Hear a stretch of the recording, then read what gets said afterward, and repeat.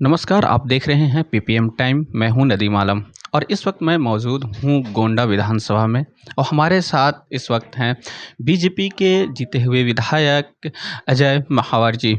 Sir, सबसे पहले आपका बहुत बहुत बधाई हो सर। धन्यवाद। 27 साल बाद बीजेपी की वापसी हुई है दिल्ली में, इस पे आप सर क्या कहना चाहेंगे? दिल्ली वालों की आकांक्षाओं पर अरविंद केजरीवाल पूरा नहीं उतरे। उनको नायक बनाकर बैठाया था, खलनायक निकले। दिल्ली की मूलभूत समस्याओं पर उनका ध्यान नहीं था।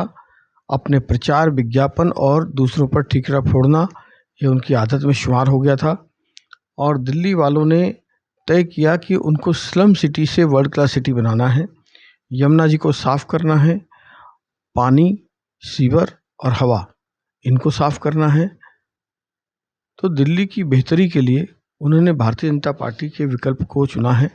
प्रधानमंत्री मोदी जी की गारंटी को उन्होंने गारंटी माना है और दिल्ली के सर्वांगीण विकास के लिए डबल इंजन की सरकार जहाँ जहाँ बनी हुई है वहाँ का डेवलपमेंट देखते हुए ये तय किया दिल्ली ने कि वो नरेंद्र मोदी जी के साथ डबल इंजन की सरकार बनाकर दिल्ली का विकास करेंगे।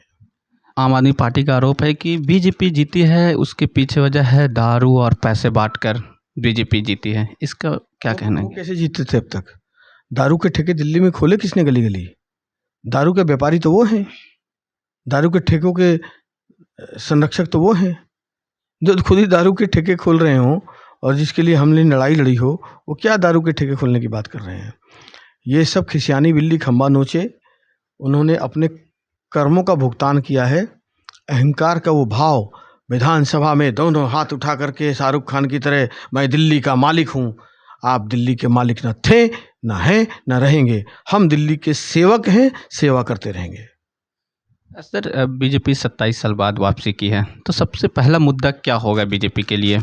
निश्चित रूप से जो हमारा विजन डॉक्यूमेंट है उसको धरातल पे कैसे लागू करें और कैसे यमुना जी की सफाई हो, कैसे सीवर पानी साफ हो, क्योंकि बहुत ज़्यादा दिक्कत है। मैं अपनी विधानसभा पे की भी कहूँ तो मेरी एक ही समस्या है, वो है अभी सीवर।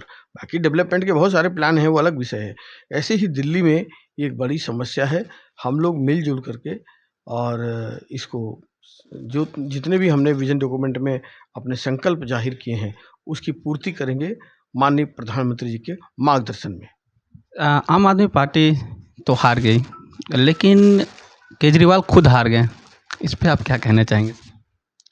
एक ऐसा व्यक्ति जो धूर्त है, पाखंडी है, मक्कार है, झूठा है, भ्रष्टाचारी है, बेईमान है, उसका अंत होना था, हो गया। सर, एक चीज़ और ये जानना चाहेंगे कि बीजेपी जीत गई, अब लोगों के जहन में यह है कि आखिर सीएम कौन होगा। तो सर, अभी तक मामला क्या कहाँ तक पहुंचा, सीएम को लेकर क्या चर्चाएं चल रही हैं सर?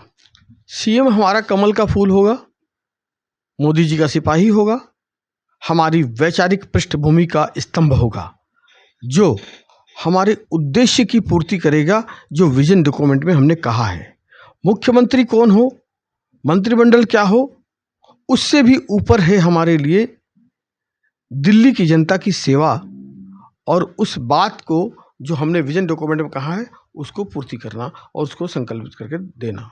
सर, एक आखिरी सवाल है, अगर आपको अगर सीएम का चेहरा लाया जाए, अगर आपको सीएम बनाया जाए, तो क्या आप दिल्ली को संभालने के लिए तैयार हैं सर?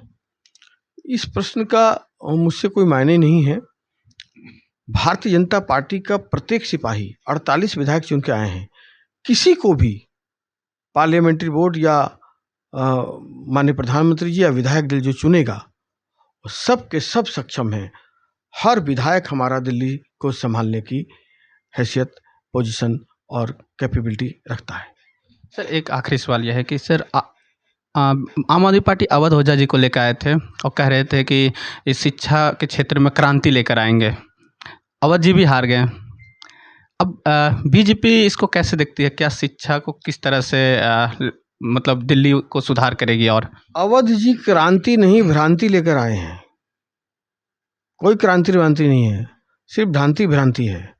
इसलिए जिनको उनको अपने तमगे पे लगाना हो लगाएं। केजरीवाल जी उनको अपने नौलखा हार बना के घूमें और हमारे पास एक से एक योग्य विधायक हैं जो सक्षम हैं देश में और दिल्ली में शिक्षा की क्रांति लाने के लिए।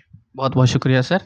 तो ये थे अजय महावर जी, जिनसे हमने गोंडा के मुद्दों पे बात किया, दिल्ली के मुद्दों पे बात किया। इसी तरह और भी जानकारी के लिए आप हमें देखते रहें पीपीएम टाइम, कैमरामैन ललित के साथ।